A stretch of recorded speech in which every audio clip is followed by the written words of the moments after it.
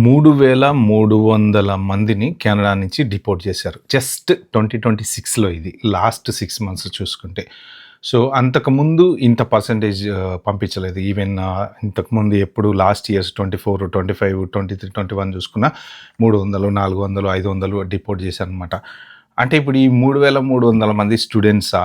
అంటే 100కి 100% ఇవి ఉన్న వాళ్ళందరూ స్టూడెంట్స్ అయి ఉండరు. కానీ మొత్తానికి డిపోర్టేషన్ సంఖ్య అనేది పెరిగింది. వీళ్ళని డిపోర్టేషన్ చేయగా ఇంకా కొంతమంది అంటే డిపోర్టేషన్ సెల్లో ఉంటారు కదా, ఫస్ట్ వాళ్ళని తీసుకెళ్ళి తర్వాత కొంతమందిని ఏంటంటే మళ్ళీ కేసు సెట్ అయిపోయిన తర్వాత బ్యాక్ పంపించవచ్చు. ఇలాగా ఇల్లీగల్ వర్క్ చేసేవాళ్ళు కానీ కొంతమంది స్టూడెంట్స్ కూడా ఉన్నారు దీంట్లో. ఏంటంటే ఓవర్ టైం వర్క్ చేయటము, వర్క్ పర్మిట్ లేకపోవటము, వీసా ఎక్స్పైరీ అయిపోయిన ఇండియాకి వెళ్ళకపోవటము, ఇలాంటి వాళ్ళందరినీ ఐడెంటిఫై చేసి 3,300 మెంబర్స్ని రీసెంట్గా ఈ 6 మంత్స్లో డిపోర్ట్ చేశారంట. ఇంకా ఫర్దర్ డౌన్ కూడా చాలామందిని డిపోర్ట్ చేస్తారంట. సో రీసెంట్గా చూసుకుంటే కెనడాలో కొన్ని ఇమిగ్రేషన్ చేంజెస్ అయితే వచ్చినాయి. ఆ చేంజెస్ ఏమొచ్చినాయి, మీరు ఎలా జాగ్రత్తగా ఉండాలి, ఫ్యూచర్ యాస్పిరెంట్స్ ఎవరన్నా కెనడాకి వెళ్ళాలనుకున్న స్టూడెంట్స్ ఎవరన్నా ఉంటే మీరు ఫాలో అవ్వాల్సిన రూల్స్ ఏంటి అనేవి ఈ పర్టికులర్ వీడియోలో చెప్తా. వీలైతే ఒక 4కి షేర్ అయితే చేయండి. ఓకే, దీనికి సంబంధించిన లింక్ కూడా నేను కింద న్యూస్ పేపర్ లింక్ డిస్క్రిప్షన్లో పెడతా. జస్ట్ నిన్ననో మొన్న వచ్చింది న్యూస్, ఎంతమంది డిపోర్ట్ అయ్యారు ఏంటి అనేది. సో మీరు వెళ్ళి అంటే చదువుకోండి. ఓకే, ఫస్ట్ ఆఫ్ ఆల్ ఈ డిపోర్టేషన్కి కారణం ఏంటి అంటే మెయిన్ కొంతమంది విజిట్ వీసాల మీద వచ్చి వర్క్ పర్మిట్లకి కన్వర్ట్ చేసుకున్నటువంటి వాళ్ళు, వర్క్ పర్మిట్లు అవ్వనటువంటి వాళ్ళు, ఓవర్ స్టేలు ఉన్నటువంటి వాళ్ళు, సో వీసా ఎక్స్పైరీ అయిపోయినా ఇండియాకి వెళ్ళకుండా అలాగే కంటిన్యూ అవుతున్నటువంటి వాళ్ళు. సో కొంతమంది స్టూడెంట్స్ కూడా ఏం చేస్తారంటే ఏదో ఒక యూనివర్సిటీలో అడ్మిషన్ తీసుకొని వచ్చేసారు ఇన్ని రోజుల ముందు. వచ్చేసి ఏంటంటే అట్లానే చదివారు, లేకపోతే లేదు. 40,000 మంది స్టూడెంట్స్ అసలు కెనడాలోకి ఎంట్రీ అయిన తర్వాత వాళ్ళు ఎటు పోయారో తెలియదంట. అంటే వాళ్ళ ట్రేస్ లేదు, ఎక్కడ జాబ్ చేసుకుంటున్నారు, ఏ రిమోట్ విలేజ్లో బతుకుతున్నారో ఈ ట్రేస్ లేదు. ఇలాగా కొంతమంది ఈ దొరికిన వాళ్ళని పట్టుకొని డిపోర్ట్ చేస్తున్నారు. సో అయితే చేంజెస్ ఏమొచ్చాయి అంటే ఫస్ట్ ఆఫ్ ఆల్ వర్క్ పర్మిట్లో చాలా చేంజెస్ వచ్చాయి. మెయిన్ స్టూడెంట్స్కి ఏంటంటే 24 అవర్స్ వర్క్ లిమిట్ అనమాట. అంటే జనరల్గా మీరు ఆఫ్ క్యాంపస్ జాబ్ చేసుకోవచ్చు, కానీ 24 అవర్స్ మ్యాక్స్, అది స్ట్రిక్ట్ చేశారు. జనరల్గా చాలామంది స్టూడెంట్స్ ఏం చేస్తారంటే ఒక 20% చదువుకోవడానికి వెళ్ళే వాళ్ళు ఉంటారు, ఒక 40-50% పార్ట్ టైం ఇన్కమ్ కోసమే వెళ్ళే వాళ్ళు ఉంటారు. ఇక ఈ మిగిలిన 20-30% మాత్రం పార్ట్ టైం చేసుకుంటూ చదువుకుంటూ ఉంటారు అనమాట. సో ఈ చదువుకోవడానికి వెళ్ళే వాళ్ళు టాప్ యూనివర్సిటీలో ఉంటారు, వాళ్ళంతా ఒక డిఫరెంట్ ప్లాన్లో ఉంటారు. ఈ మిగిలిన బ్యాచ్ అంతా ఏంటంటే కొంత పార్ట్ టైం ఇన్కమ్ మీద ఎక్కువ కాన్సన్ట్రేట్ చేస్తారు. అందుకని చెప్పి వీళ్ళు ఏంటంటే మామూలు ఏదో ఒక మారుమూల ప్రాంతాల్లో ఉన్నటువంటి యూనివర్సిటీస్కి వెళ్తుంటారు అనమాట. టాప్ యూనివర్సిటీస్కి వెళ్ళరు వీళ్ళు. ఎందుకంటే వీళ్ళ ఎయిమ్ వచ్చేసి డబ్బులు కట్టాలి, ఏదో ఒక యూనివర్సిటీకి అడ్మిషన్ తీసుకోవాలి, కెనడా వెళ్ళాలి, జాబ్ చేయాలి, పార్ట్ టైం ఇన్కమ్ డాలర్స్ సంపాదించుకోవాలి, ఇండియా పంపించుకోవాలి. సో వీలైతే కోర్స్ అయిపోయిన తర్వాత ఏదో ఒక కన్సల్టెంట్ని పట్టుకొని వర్క్ పర్మిట్ చేసుకోవాలి, అట్లా నెమ్మదిగా పిఆర్ అప్లై చేసుకోవాలి. వీళ్ళ ప్లాన్ అంతా అంతే ఉంటుంది. వీళ్ళకి సీరియస్గా చదువు మీద కాన్సన్ట్రేషన్ అనేది ఉండదన్నమాట. సో ఇప్పుడు అలాంటి వాళ్ళకి ఎక్కువ ట్రబుల్ వస్తుంది. ఏంటి అంటే జనరల్గా ఎవ్వరు వచ్చి మీరు 50 గంటలు పనిచేస్తున్నారా, 60 గంటలు పనిచేస్తున్నారా అని రోజు చెక్ చెయ్యరు. కాకపోతే ఎప్పుడైతే రూల్స్ స్ట్రిక్ట్ అవుతాయో అప్పుడు ఏంటంటే వాళ్ళు సైట్ విజిట్స్ చేయొచ్చు, లేకపోతే డేటా ట్రాక్ చేయొచ్చు. ఇప్పుడు ఏఐ తోటి అమెరికాలో ఎలాగైతే డేటా ట్రాక్ చేస్తున్నారో అలా డేటా ట్రాక్ చేయొచ్చు. ఒక్కొక్కసారి క్యాష్ ఇన్ హ్యాండ్ తీసుకుంటున్నా దొరికిపోవచ్చు. ఒక్కొక్కసారి ఏంటంటే మీకు పే స్లిప్లో 24 అవర్స్ కన్నా ఎక్కువ పే పడింది అనుకోండి. మెక్డొనాల్డ్స్లోనో పనిచేస్తున్నారు మీరు, ఫర్ ఎగ్జాంపుల్ మెక్డొనాల్డ్స్ వాళ్ళు 30 అవర్స్ 40 అవర్స్ జాబ్ ఇచ్చి మీకు పేమెంట్ వేశారు అనుకోండి, అది వాళ్ళు ట్యాక్స్ డిపార్ట్మెంట్కి ట్యాక్స్ కడతారు కదా, అక్కడి నుంచి కూడా వాళ్ళకు కొంత ఇన్ఫర్మేషన్ అనేది తీసుకోవచ్చు. సో ఇలాగా స్టూడెంట్స్ ఎక్కడైతే ఎవరెవరైతే పనిచేస్తున్నారో వాళ్ళందరికీ కూడా 24 అవర్స్ లిమిట్ అనేది చేశారనమాట. ఒకవేళ మీరు ఎవరైనా సరే స్టూడెంట్స్ 24 అవర్స్ కన్నా, ఎలకేటెడ్ అవర్స్ కన్నా 1 గంట ఎక్కువ పని చేసినా కానీ నెక్స్ట్ మీరు వర్క్ పర్మిట్ అంటే మీ స్టూడెంట్ అయిపోయిన తర్వాత మళ్ళీ పీజీడబ్ల్యూకి వెళ్తారు కదా, ఈ పీజీడబ్ల్యూపీకి వెళ్తారు కదా వర్క్ పర్మిట్కి, పోస్ట్ గ్రాడ్యుయేషన్ వర్క్ పర్మిట్కి వెళ్ళినప్పుడు మీకు వర్క్ పర్మిట్ ఇవ్వము అని చాలా స్ట్రిక్ట్గా చెప్పారనమాట. సో అందుకని ఏంటంటే మీరు చేయకండి, ఓవర్ టైంలు చేయకండి, అనవసరంగా ఎందుకు రిస్క్.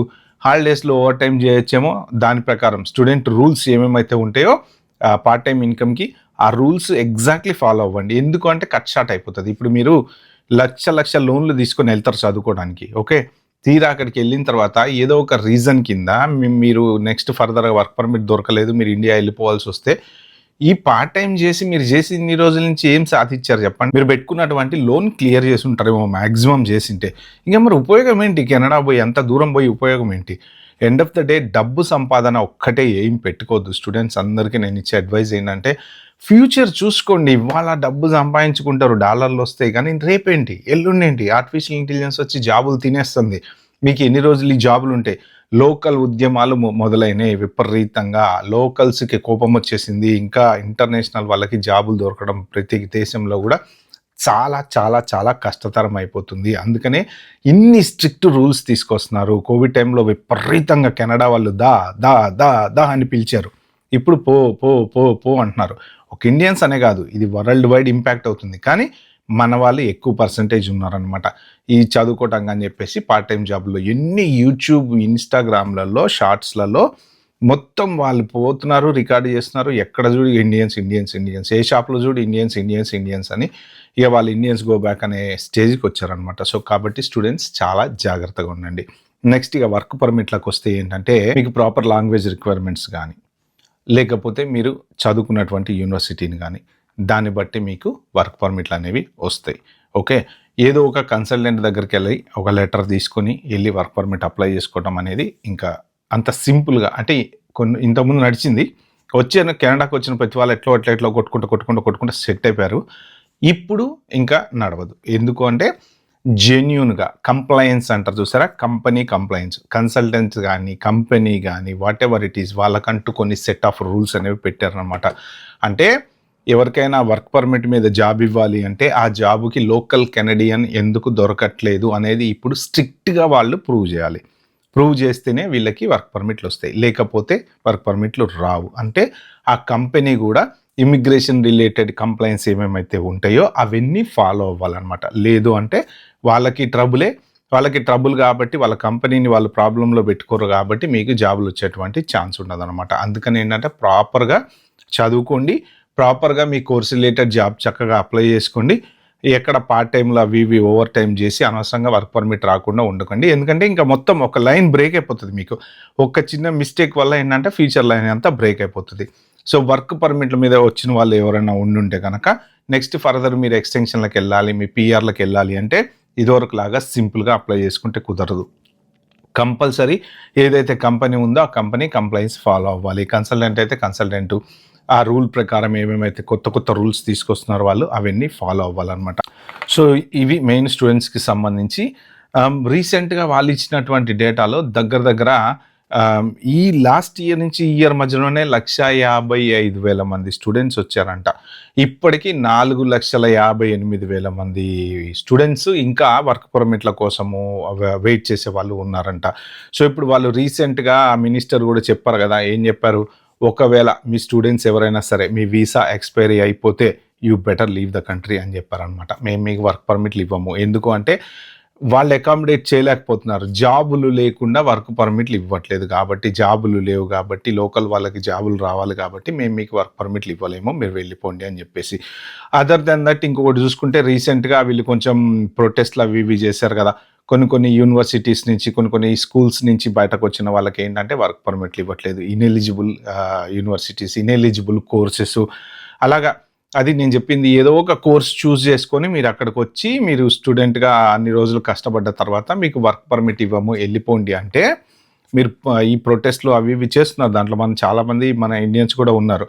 ఏంటి అంటే ఆ పర్టికులర్ ప్రోగ్రామ్ ఏదైతే మీరు చదువుకున్నది ఉందో అది మీకు వర్క్ పర్మిట్ ఇవ్వడానికి ఎలిజిబిలిటీ కానప్పుడు ఎలా ఇవ్వాలి అని వాళ్ళు అంటున్నారు అనమాట. సో మీరు చూసుకోండి, మీ కాలేజీకి సంబంధించిన, మీ యూనివర్సిటీకి సంబంధించిన కోర్స్ ఏదైతే ఉందో, మీరు కెనడా వెళ్దాం అనుకునే వాళ్ళు ఆ పర్టికులర్ కోర్స్ మీద ప్రాపర్గా మీకు వర్క్ పర్మిట్ దొరుకుతుందా, మీరు ఆర్టిఫిషియల్ ఇంటెలిజెన్స్ చదువుతారా, లేకపోతే ఎంబీఏ చదువుతారా, లేకపోతే ఇంకోటి చదువుతారా, యూనివర్సిటీ రికగ్నైజ్డ్ యూనివర్సిటీయా కాదా, ఓకే అందులో చదివితే మీకు వర్క్ పర్మిట్లు వస్తాయా రావా. సో ఇవన్నీ తెలుసుకుని వెళ్ళండి. సింపుల్గా ఏజెంట్ దగ్గరికి వెళ్ళి కూర్చొని, అన్న ఇదిగో డబ్బులు నాకు చెప్పు, మరి నేను కెనడా పోవాలి, ఏ యూనివర్సిటీకి పంపిస్తావు అని అట్లా అంత బ్లైండ్గా వెళ్ళొద్దు. చాలామంది అలానే వెళ్తారు. ఏంటంటే వీళ్ళు తెలుసుకోరు. ఎక్కువ టైం స్పెండ్ చేయరు. వాళ్ళేంటంటే కెనడాలో యూనివర్సిటీకి ఎళ్ళిపోతున్నావా నువ్వు? ఓకే. వీళ్ళ ఆలోచన ఎళ్ళంగానే ఎళ్ళడము, మంచిగా రూమ్‌లో ఉండడము, పార్ట్ టైమ్ జాబులు ఇయంతా ఇదే ఆలోచిస్తుంటారు తప్ప, అసలా యూనివర్సిటీ మంచి యూనివర్సిటీయా? కాదా? దాని గ్రేడ్ లెవెల్స్ ఎలా ఉన్నాయి? సో, ర్యాంకింగ్స్ ఎలా ఉన్నాయి? దాంట్లో చదువుకుంటే వర్క్ పర్మిట్ వస్తదా? రాదా? సో, ఒక్కటైతే గుర్తుపెట్టుకోండి. గతం గతం.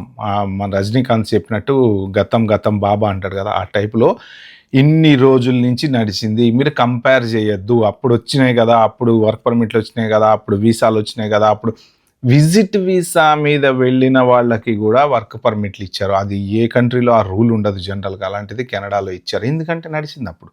వాళ్ళకి కావాలి ఎంప్లాయీసు. అప్పుడు వాళ్ళు తలుపులు తెరిచిపెట్టారు. అందరూ వెళ్ళిపోయారు. ఇప్పుడు వాళ్ళకి ఓవర్‌ఫ్లో అయిపోయింది. ఓవర్‌ఫ్లో అయినప్పుడు ఏం చేస్తారు? బయటకు పంపిస్తున్నారనమాట. సో, కాబట్టి మొత్తానికి డిపోర్టేషన్స్ అయితే విపరీతంగా జరుగుతున్నాయి. ఇంకా ముందు ముందు గూడా చేస్తారట. స్టూడెంట్స్ గూడా ఎవరైనా సరే వీసా ఎక్స్‌పైరీ అయిన వాళ్ళు ఎవరైనా ఉంటే మీ అంతట మీరు వెళ్ళిపోతే బెటర్. ఎందుకు అంటే మీరు గనక దొరికి డిపోర్ట్ చేస్తే ప్రాబ్లమ్ ఏమైతదంటే ఎస్పెషల్లీ స్టూడెంట్స్‌గా మీరు గుర్తుపెట్టుకోవాల్సింది మీకు లాంగ్ లైఫ్ ఇంకా చాలా ఉంది. ఎక్కడ? కెనడా గాదు. పోనీ యూకే ఎళ్ళండి. లేకపోతే యూఎస్ ఎళ్ళండి. లేకపోతే యూరప్ ఎళ్ళండి. లేకపోతే జర్మనీ ఎక్కడికో అక్కడికి ఎళ్దాం అనుకుంటారు గదా! కానీ ఒక్కసారి డిపోర్టేషన్ అనే ముద్ర పడితే మీకు పాస్‌పోర్ట్‌లో డేటా షేరింగ్ అవుతది. వేరే ఏ దేశానికి మీరు వెళ్ళటానికి ఎలిజిబిలిటీ ఉండదు. వాళ్ళు ఇన్ఫర్మేషన్ పాస్ చేస్తారు. కాబట్టి మీరైతే ఖచ్చితంగా జాగ్రత్తగా ఉండాలి. ఎవ్వరు గూడా పాస్‌పోర్ట్‌లో డిపోర్టెడ్ అనే స్టాంపు వేయించుకోకుండా ఉండడానికి ప్రయత్నం చేయండి. చాలామంది ఏం చెప్తూ ఉంటారంటే, ఏముంది మామ పాస్‌పోర్ట్ వాడేసి ఇంకో పాస్‌పోర్ట్ తీసుకో అని. పాస్‌పోర్ట్ పారేసి ఇంకో పాస్‌పోర్ట్ తీసుకుంటారని డేటా ఉంటదిగా కంప్యూటర్‌లో వాళ్ళ దగ్గర గూడా ఉంటది గదా! మిమ్మల్ని ఎందుకు వెనక్కి పంపించారని. సో, ఇంకొకటి గూడా స్టూడెంట్స్ ఎవరైనా కెనడాకి వద్దాం అనుకున్న వాళ్ళు ఎవరైనా ఉంటే మీరు ప్రాపర్ డాక్యుమెంటేషన్‌తో రండి. ఏదో ఒక ఫేక్ లెటర్స్‌తోనో, ఫేక్ యూనివర్సిటీ లెటర్స్‌తోనో ఇంత ఖర్చు పెట్టుకొని కెనడా వచ్చిన తర్వాత ఎయిర్‌పోర్ట్ నుంచే పంపించేస్తున్నారు. ఆల్మోస్ట్ 70% డౌన్ అయిందంట ఈ ఇయర్. ఏది స్టూడెంట్ వీసాలవి. ఏది రిజెక్షన్‌లే దగ్గర దగ్గర 70-80% ఉన్నాయంట. ఎందుకు అంటే ప్రాపర్‌గా లేవు. ఏదో ఐల్స్ రాసేయడము, వాడితో వీడితో రాపిచ్చేయటము, సరిగ్గా ఇంగ్లీష్ కూడా మాట్లాడలేకపోవటము, ఏదో ఒక రకంగా కెనడాకి పోవడానికి ప్రయత్నాలు చేయటం, ఇలాంటి వాళ్ళందరివి రిజెక్ట్ అవుతున్నాయన్నమాట. అంటే ఇప్పుడు ఇలాంటి వాళ్ళందరూ లాస్ట్ 4, 5 ఇయర్స్ నుంచి ఎళ్లారు. ఎళ్లి అక్కడ ఉండిపోయారు కాబట్టి ఇప్పుడు వాళ్ళకి జాబులు రావట్లేదు. వాళ్ళకి ప్రాపర్ స్కిల్ లేక, ఏం లేక, సెట్ అవ్వక ఇబ్బంది పడుతున్నారనమాట. ప్రాపర్‌గా వర్క్ పర్మిట్లు ఉంటే ఫైన్. లేకపోతే మాత్రం సో, వీళ్ళు గూడా వెనక్కొచ్చేటువంటి మీరు లక్షలు లోన్ పెట్టుకొని కెనడా ఎళ్దాం అనుకునే వాళ్ళు ఇవన్నీ ఆలోచించుకోండి. రేపు పొద్దున ఎళ్ళిన తర్వాత మన యూనివర్సిటీ ప్రోగ్రాము ఎలిజిబిలిటీ ఉందా లేదా? లేకపోతే నా పరిస్థితి ఏంది? నాకు జాబ్ దొరకకపోతే పరిస్థితి ఏంది? నా లోన్ ఎట్లా పే ఆఫ్ చేసుకోవాలి? 24 అవర్స్ కన్నా ఎక్కువ పని చేస్తే వర్క్ పర్మిట్ రాదు. దొరికితే డిపోర్ట్ చేస్తారు. సో, ఇన్ని రూల్స్ కొత్తగా వచ్చినప్పుడు మీరు చాలా చాలా ఆలోచించుకొని కెనడా ఎళ్ళండి. ఓకే ఫ్రెండ్స్, ఈ వీడియో గాని మీకు నచ్చితే ఒక నలుగురికి షేర్ చేయండి.